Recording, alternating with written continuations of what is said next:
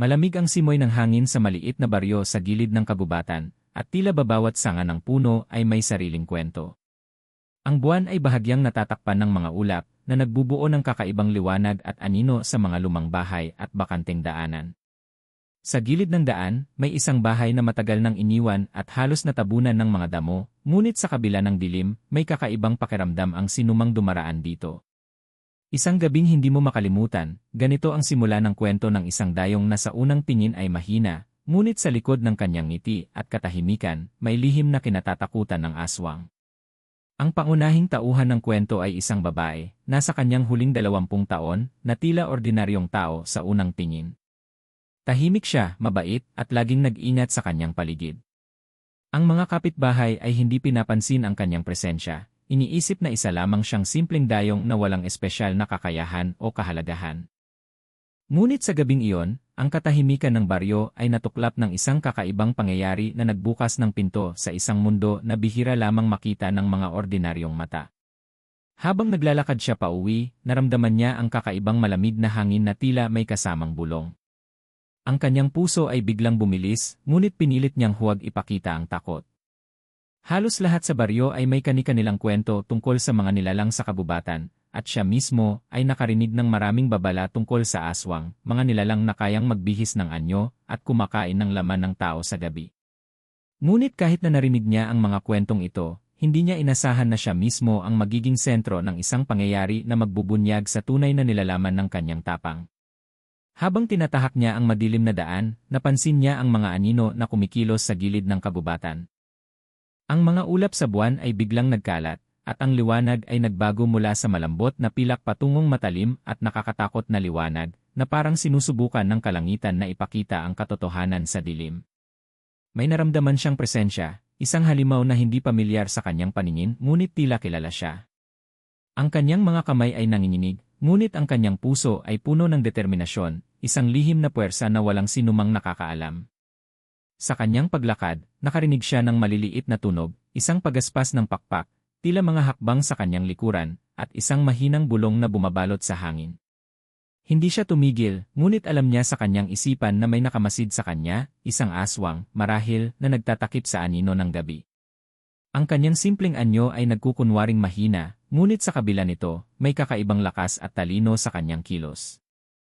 Hindi niya alam kung paano niya ito natagpuan sa sarili, ngunit ang kanyang katahimikan at pakiramdam ay nagbigay sa kanya ng kakayahang makita ang lihim na galaw ng nilalang na iyon.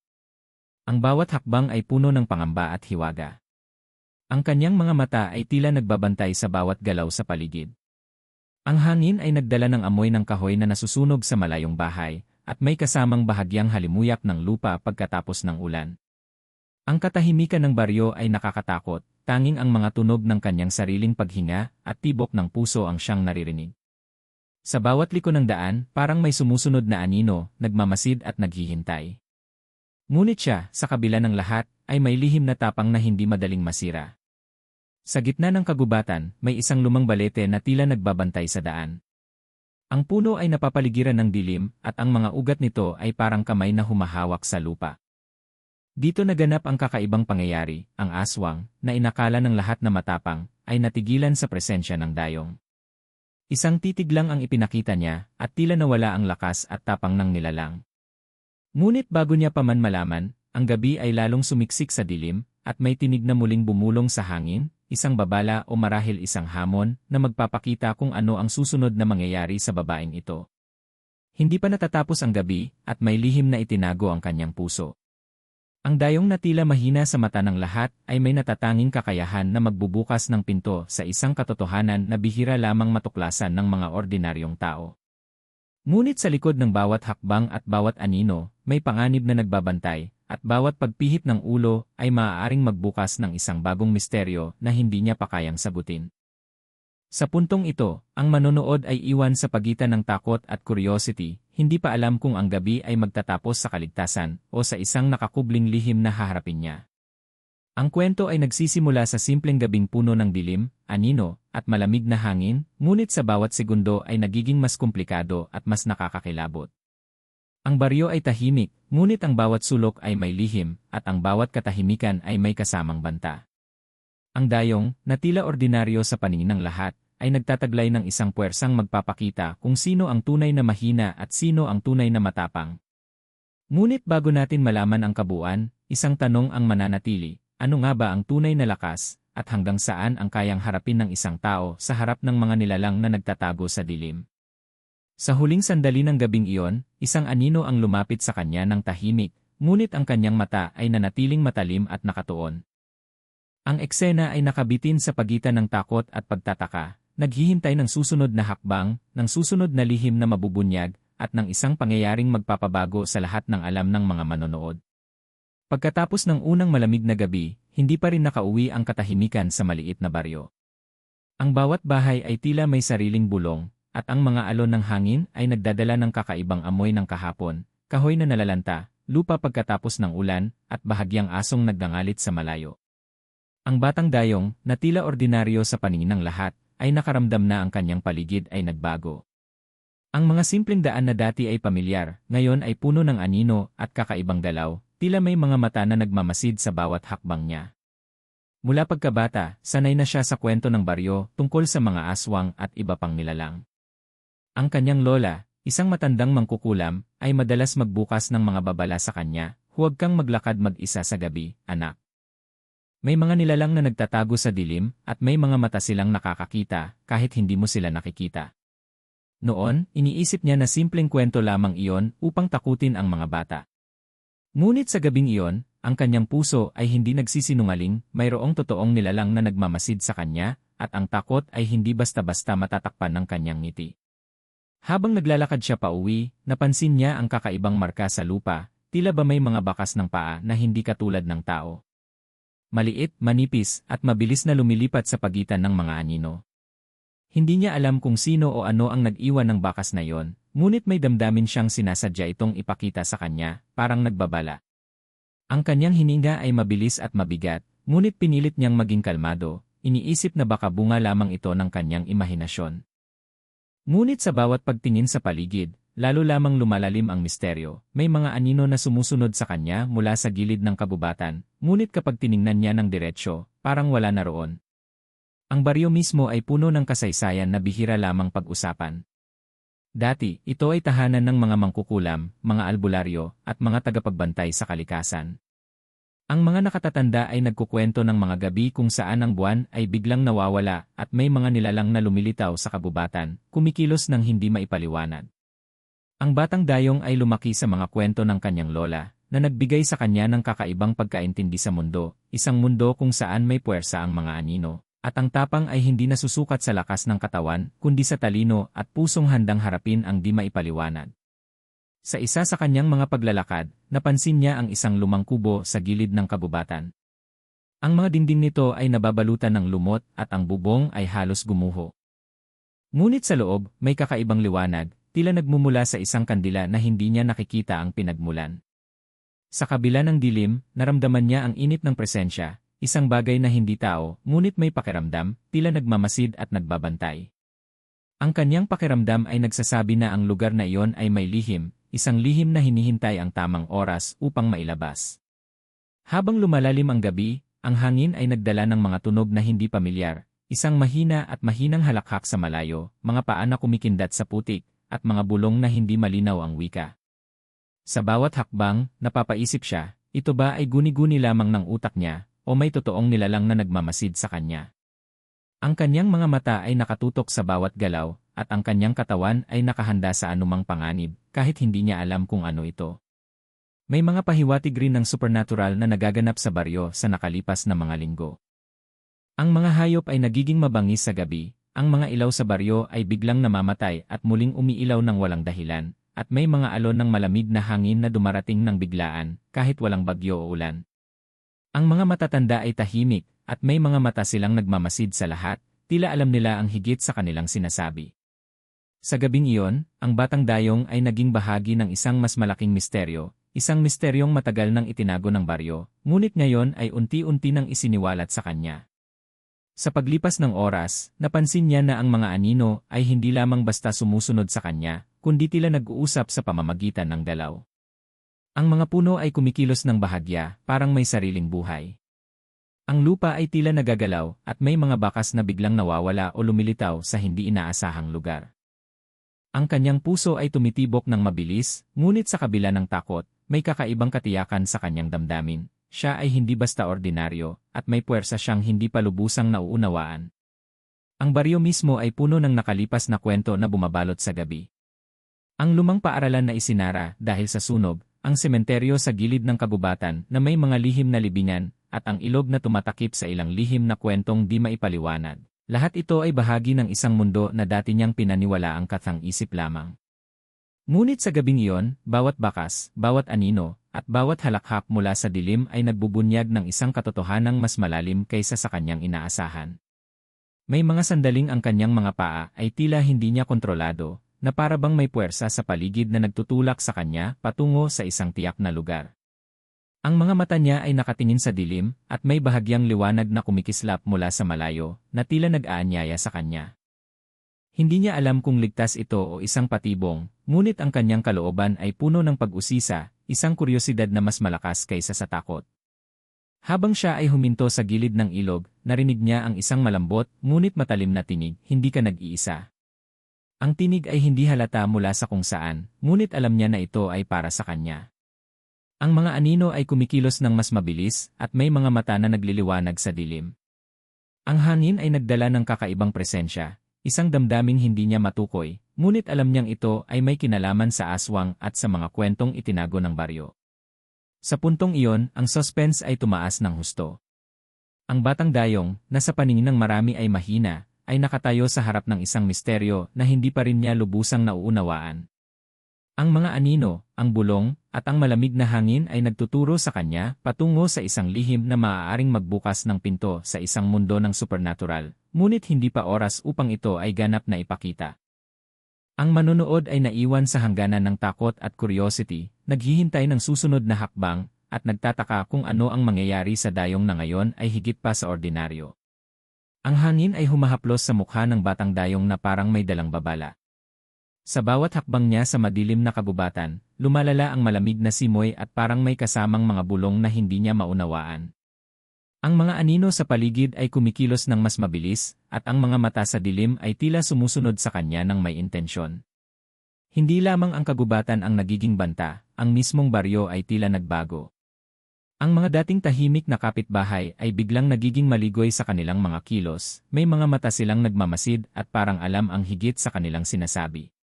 Ang batang dayong ay nakaramdam ng kakaibang pangamba, at sa kabila ng lahat, alam niyang may puwersang nagbabantay sa bawat galaw niya. Sa isang gilid ng daan, napansin niya ang isang maliit na ilog na dati ay tahimik at malinaw. Ngayon, ang tubig ay may kakaibang kulay, halos itim sa ilalim ng malamlam na liwanag ng buwan, at tila may mga anino sa ilalim na kumikilos sa sariling ritmo.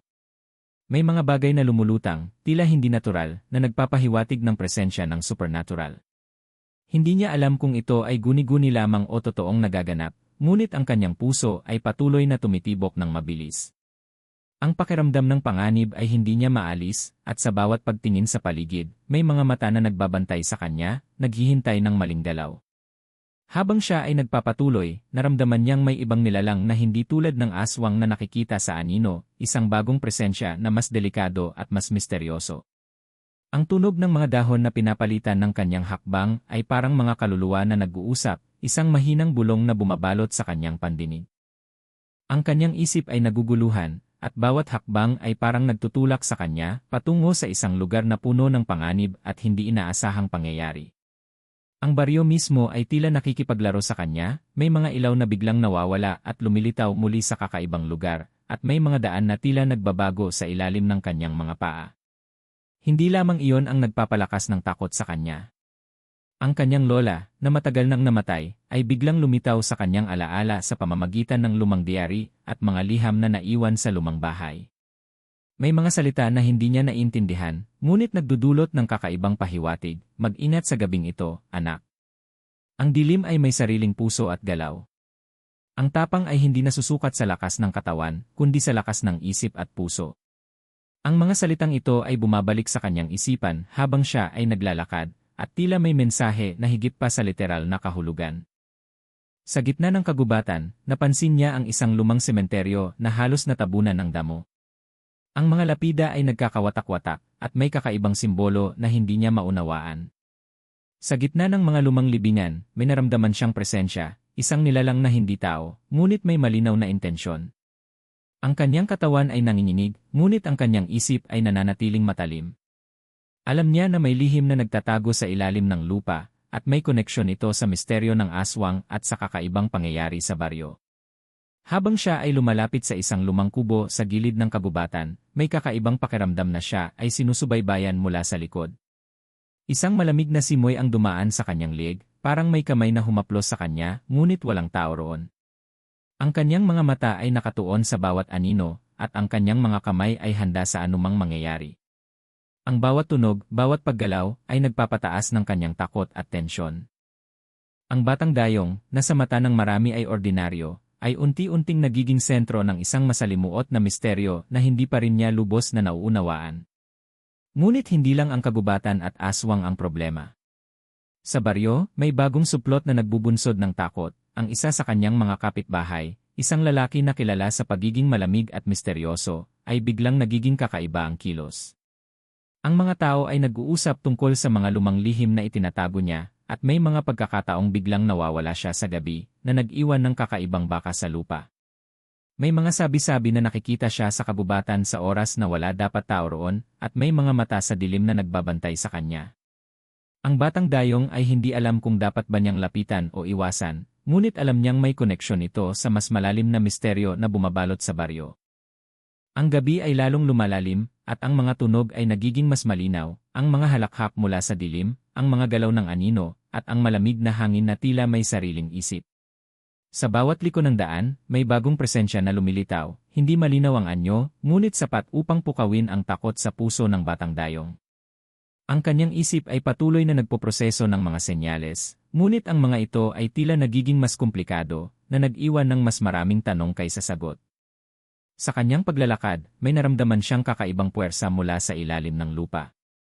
Ang lupa ay parang gumagalaw sa kanyang mga paa, at may bahagyang liwanag na nagmumula sa mga libingan sa gilid ng kagubatan. Ang bawat hakbang ay puno ng tensyon, at ang bawat galaw ng kanyang mga mata ay sinusundan ng misteryosong anino. Ang kanyang puso ay tumitibok ng mabilis, ngunit ang kanyang isip ay nananatiling alerto. Alam niya na may mas malaking panganib sa paligid, at ang aswang ay hindi lamang ang dapat niyang katakutan. Habang papalapit siya sa lumang ilog, naramdaman niya na may kakaibang enerhiya sa paligid. Ang tubig ay kumikislap sa kakaibang paraan, at may mga maliliit na anino na kumikilos sa ilalim ng ibabaw. Hindi niya alam kung ito ay totoo o guni-guni lamang ng kanyang mata, ngunit ang pakiramdam ng presensya ay napakalakas. Ang bawat hakbang sa gilid ng ilog ay parang nagdadala sa kanya sa isang lugar kung saan ang mundo ng tao at mundo ng di maipaliwanag ay nagtatagpo. Sa huli, ang batang dayong ay naiwan sa gitna ng kagubatan, sa pagitan ng ilog at ng lumang sementeryo. Ang mga anino, ang bulong ng hangin, at ang kakaibang enerhiya mula sa lupa at tubig ay nagtutulak sa kanya sa isang punto ng pag-unawa. Hindi lamang siya basta ordinaryo, at ang baryo ay puno ng lihim na higit pa sa kanyang naisip. Ang suspense ay lumalalim, at ang manonood ay naiwan sa hangganan ng takot at curiosity, naghihintay kung ano ang susunod na galaw ng batang dayong at kung paano niya haharapin ang masalimuot at misteryosong mundo na unti-unti niyang natutuklasan. Ang gabi ay tila hindi na magtatapos. Ang bawat hakbang ng batang dayong ay napapabilis, ngunit sa kabila nito, ang paligid ay nagiging mas komplikado at hindi niya maiwasang maramdaman na tila bawat puno, bawat sanga, at bawat anino ay may sariling mata na nagmamasid. Ang kagubatan, na dati ay tahimik sa ilalim ng buwan, ngayon ay puno ng mga kaluskos at mahinang bulong na bumabalot sa kanya, parang nag-uusap ang mga nilalang sa dilim tungkol sa kanya. Ang kanyang puso ay tumitibok ng mabilis at bawat tibok ay parang nagdudulot ng kakaibang enerhiya sa paligid, isang enerhiya na hindi niya maipaliwanag ngunit malinaw na may kinalaman sa misteryo ng aswang at sa mga hindi nakikitang presensya. Habang tumatagos siya sa makakapal na damo at mga sanga, napansin niya ang mga baka sa lupa na hindi niya ginawa.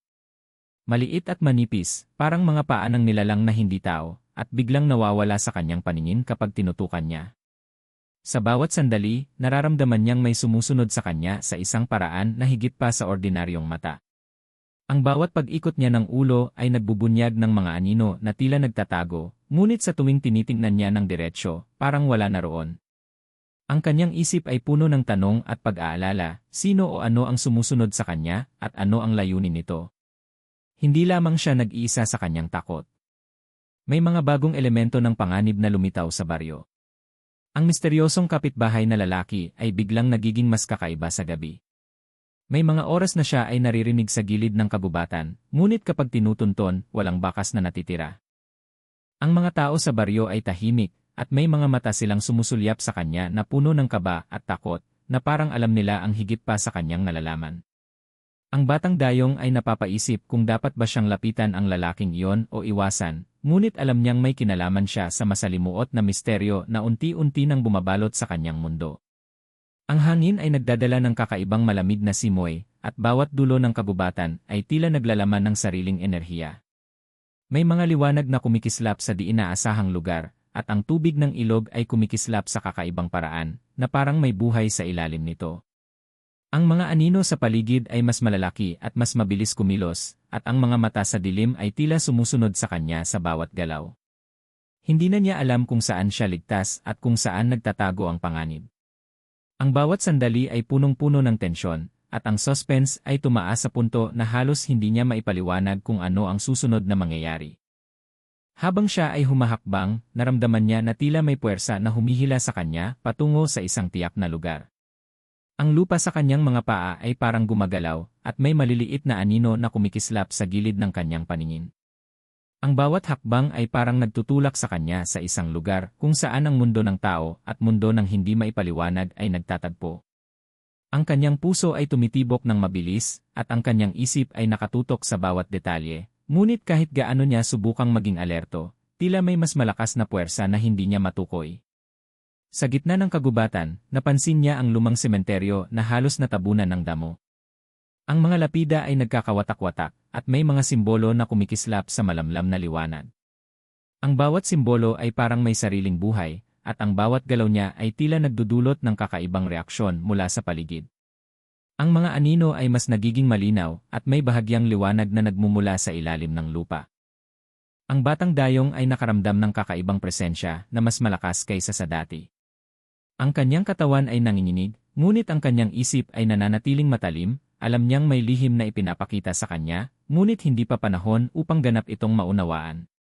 Ang kagubatan ay puno ng tunog na hindi niya alam kung saan nagmumula, mahinang halakhak sa malayo, mga sanga na parang kumikindat, at malamig na simoy ng hangin na dumadaan sa kanyang liig na tila may kamay na humahaplos. Ang kanyang mga mata ay nakatutok sa bawat galaw, at bawat sandali ay nagpapataas ng tensyon.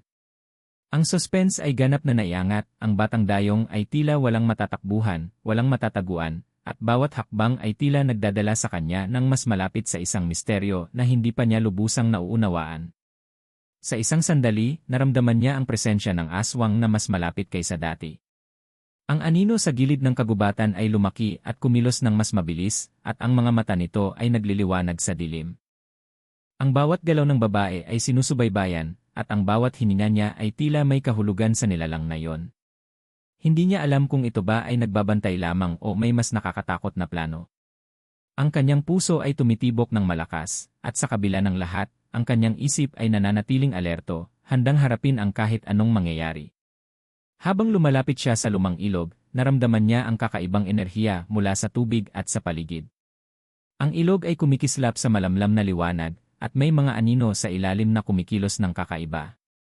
Ang hangin ay nagdadala ng mga bulong na hindi malinaw ang wika, ngunit malinaw na may intensyon.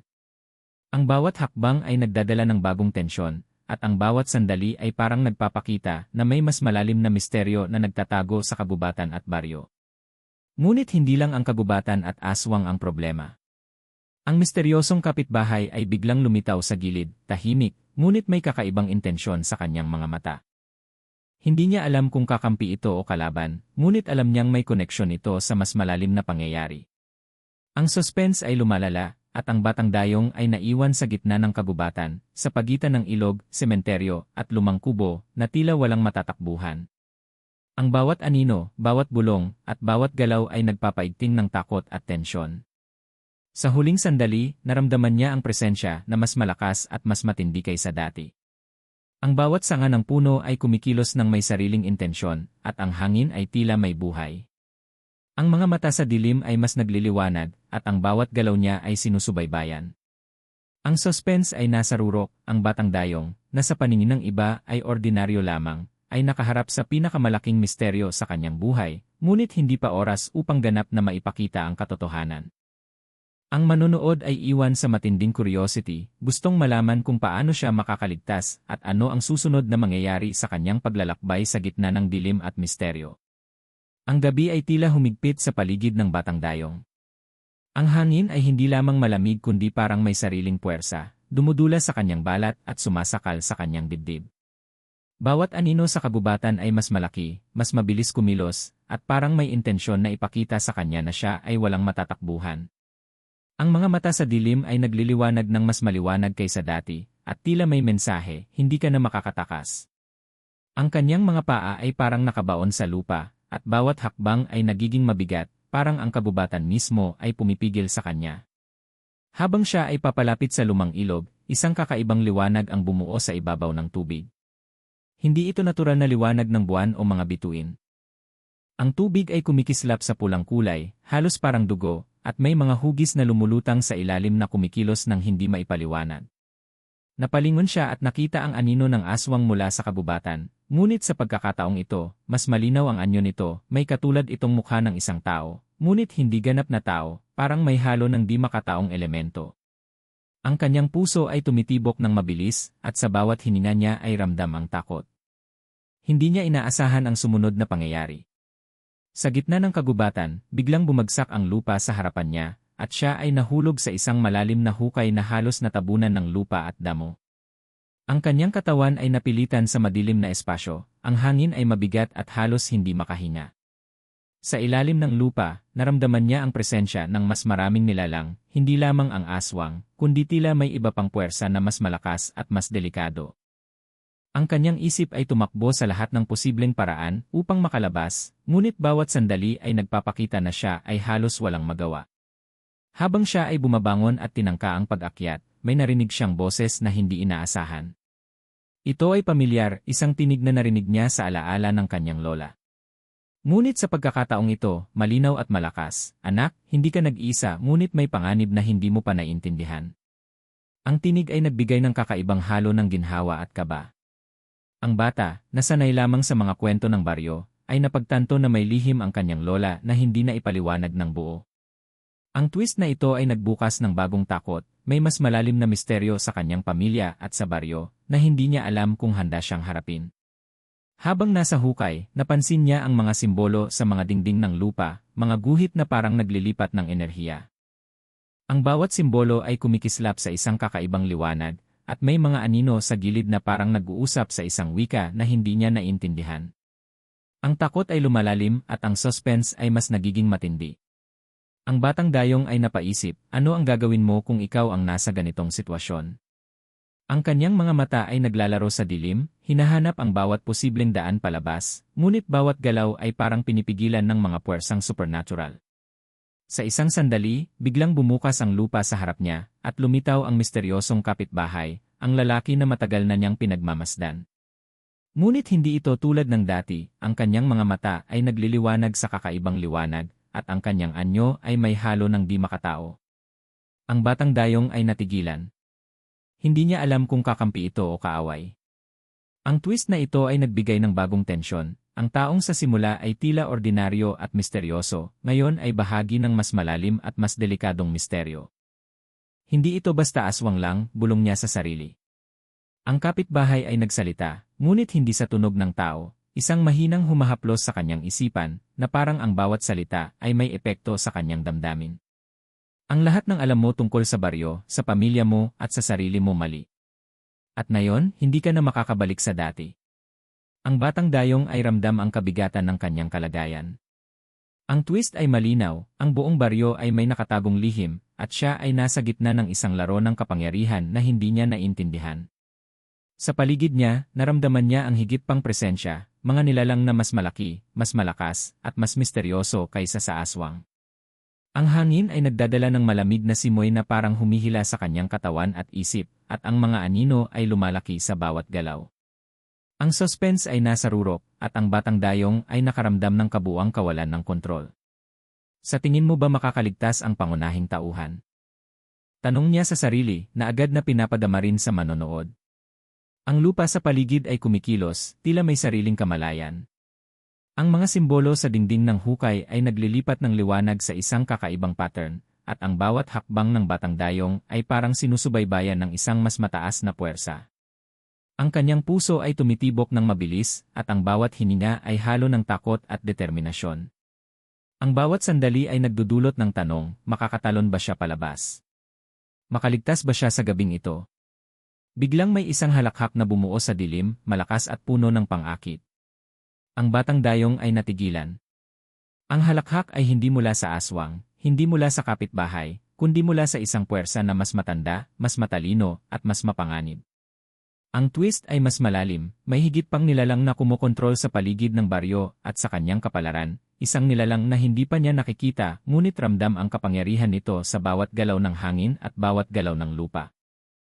Habang siya ay tumitingin sa paligid, napagtanto niya na walang matatakbuhan, ang kabubatan, ang ilog, ang sementeryo, at ang lumang kubo ay tila nagtatagpo upang bilugan siya.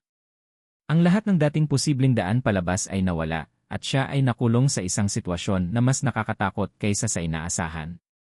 Ang suspense at horror ay nasa pinakamataas na antas. Ano ang gagawin mo kung ikaw ang nasa ganitong sitwasyon? Tanong niya muli na direktang nagtatanong sa manonood at nagpapataas ng engagement.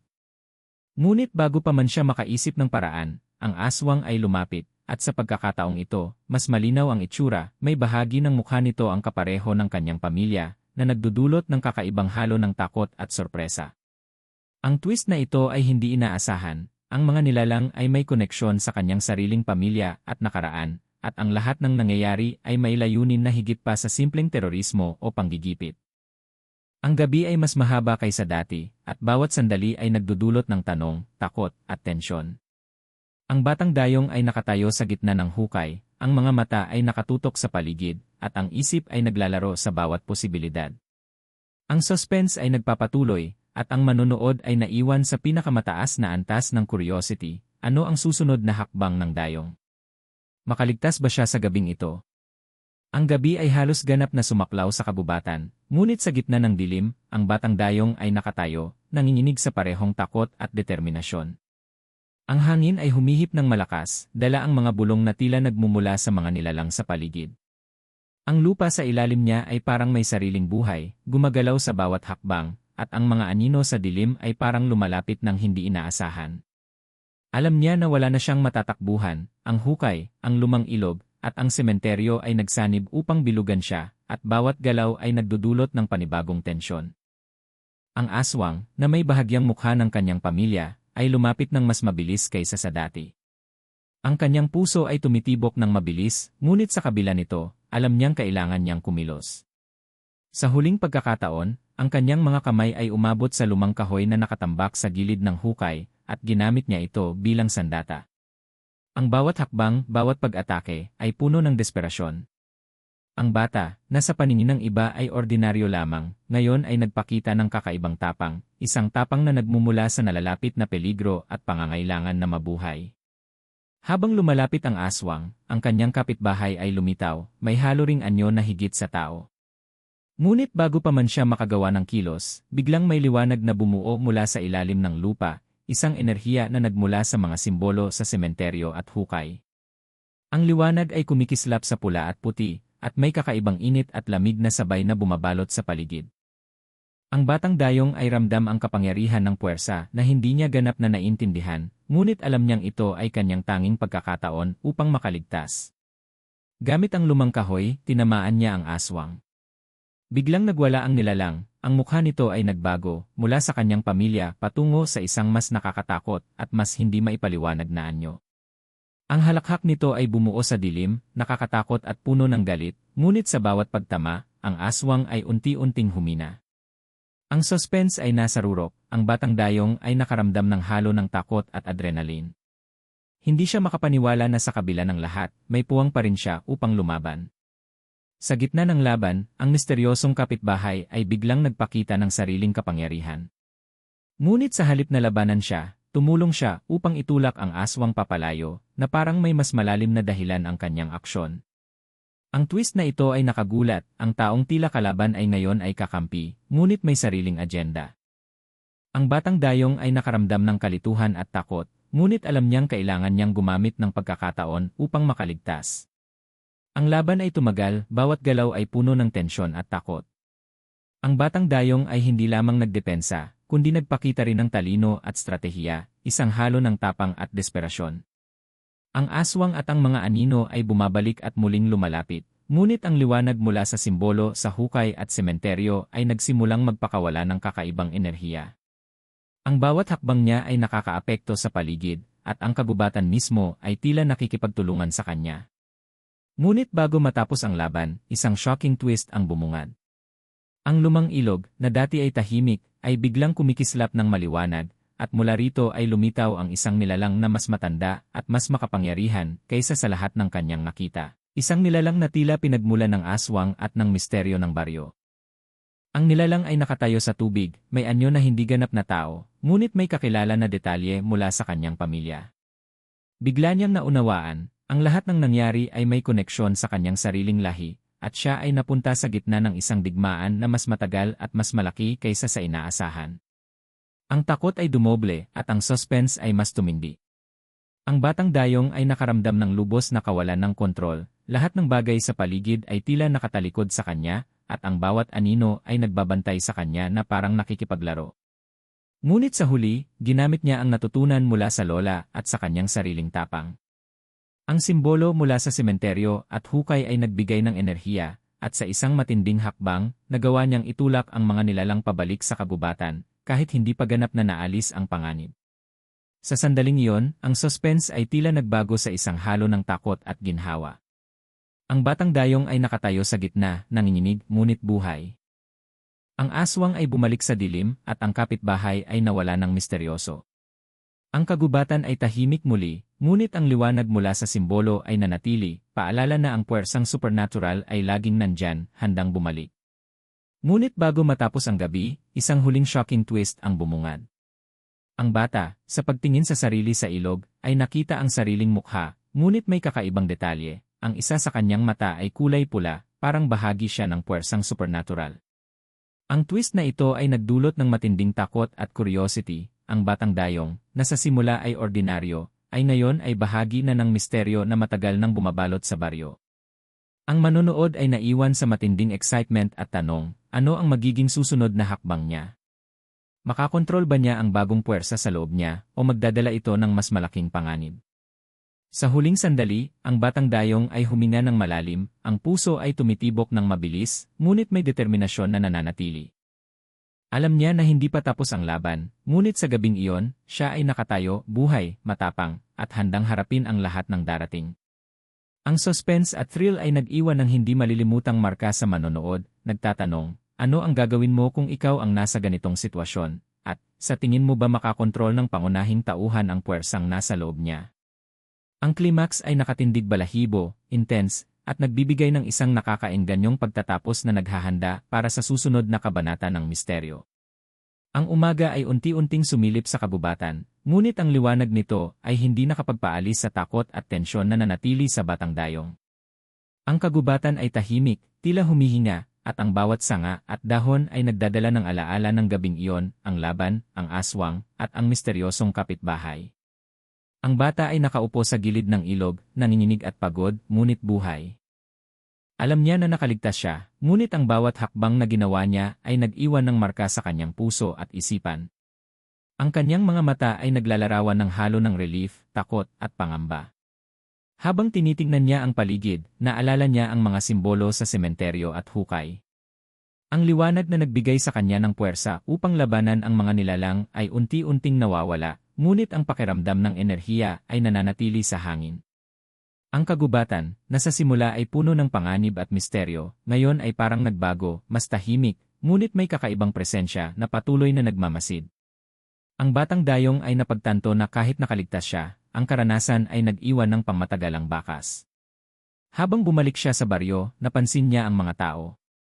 Tahimik silang nag-uusap at ang ilan ay nagtatago sa mga sulok. Ang misteryosong kapitbahay, na nakatulong sa kanya sa huling laban, ay lumapit at tahimik na tumango. Ang bata ay nakaramdam ng halo ng pasasalamat at pagdududa. Hindi niya alam kung pwede siyang lubos na magtiwala, ngunit alam niyang sa gabing iyon, may nagbago sa kanya, may mga bagong kakayahan at kaalaman na hindi niya inaasahan. Ang mga sagot sa kanyang mga tanong ay unti-unting lumitaw. Ang aswang at ang puwersang supernatural ay may koneksyon sa kanyang pamilya, isang lihim na matagal nang itinago. Ang bawat pangyayari ay hindi lamang simpleng laban, kundi bahagi ng mas malaking misteryo ng baryo at ng kanyang lahi. Ngunit kahit sa kabila ng pag-unawa, may mga bagay na nanatiling hindi malinaw, ang tunay na pinagmulan ng nilalang, ang lawak ng kapangyarihan nito, at kung ano ang maaaring mangyari sa susunod na gabing darating. Habang naglalakad siya sa tabi ng ilog, napansin niya ang kanyang refleksyon sa tubig. Ang mata na kulay pula ay nanatili, pahiwatig na ang puwersang supernatural ay bahagi na ng kanyang sarili. Ang twist na ito ay nag-iwan sa kanya ng pakiramdam ng kapangyarihan, ngunit may kasamang pananagutin. Alam niyang ang bawat hakbang niya mula ngayon ay maaaring magdala ng pagbabago sa kanyang sarili at sa paligid. Ang suspense ay hindi ganap na nawala, ang takot ay nanatili, ngunit may kasamang determinasyon. Sa paglipas ng mga araw, unti-unti niyang naibalik ang normal na buhay sa baryo. Ngunit ang bawat sulok ay may paalala ng gabing iyon, ang lumang kubo, ang sementeryo, at ang ilog. Ang batang dayong ay natutunan na ang kanyang karanasan ay hindi lamang tungkol sa kaligtasan, kundi tungkol sa pag-unawa sa masalimuot na misteryo ng mundo na hindi lahat ay maipapaliwanag. Ang kanyang tapang, talino, at determinasyon ay naging pundasyon para sa kanyang bagong buhay. Ngunit bago ganap na matapos ang kwento, isang huling nakakakilabot na eksena ang bumungad.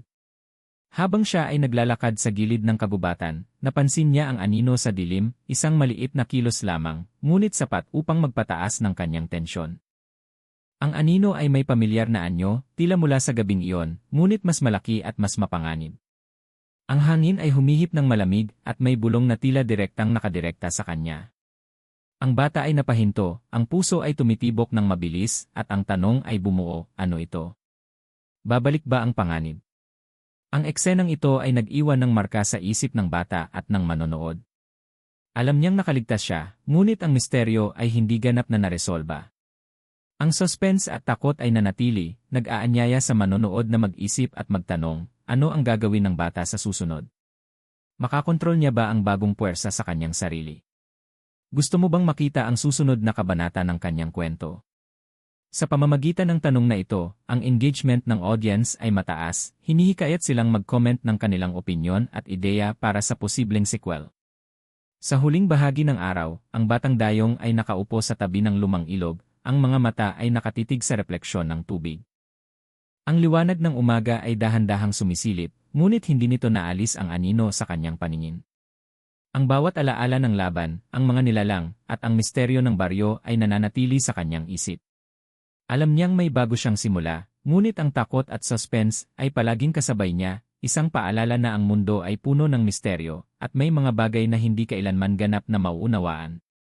Ang paglalakbay niya ay nagtapos sa isang punto ng kaalaman at lakas, ngunit may bahagyang pangamba na nag-iwan sa kanya at sa manonood ng unsettled feeling. Ang kanyang determinasyon ay malinaw, ngunit ang suspense at horror ay nananatiling buhay, naghihintay sa susunod na kabanata. Ang eksena ay isang perpektong balanse ng resolusyon at huling takot, nagbibigay ng kasiyahan sa mga manonood sa nakaligtas ang pangunahing tauhan, ngunit hindi ganap na inaalis ang misteryo at takot. Sa huling sandali, ang batang dayong ay bumangon at tumingin sa kagubatan.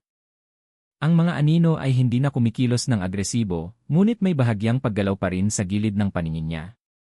Ang tanong ay malinaw, may bagong panganib ba na nag-aabang sa kanya sa dilim? Ang manonood ay iniwan sa punto ng curiosity na nagtatampok ng isang perfect cliffhanger kahit na may resolusyon. Ang engagement ay tumaas at ang mga tanong ay naghihikayat ng diskusyon, ano ang susunod na hakbang ng batang dayong? Gusto mo bang makita ang sequel? Sa huli, ang batang dayong ay huminga ng malalim, ang katawan ay pagod, ngunit ang puso ay puno ng determinasyon. Ang suspense ay nanatili, ang misteryo ay bahagyang naipaliwanag, at ang manonood ay naiwan sa halo ng takot, curiosity, at kasiyahan, isang kombinasyon na magtatak sa kanilang isipan kahit matapos ang video. Ang resolusyon ay malinaw, ngunit may huling takot na magpapaalala na sa mundong ito, hindi lahat ng misteryo ay kailanman ganap na malulutas.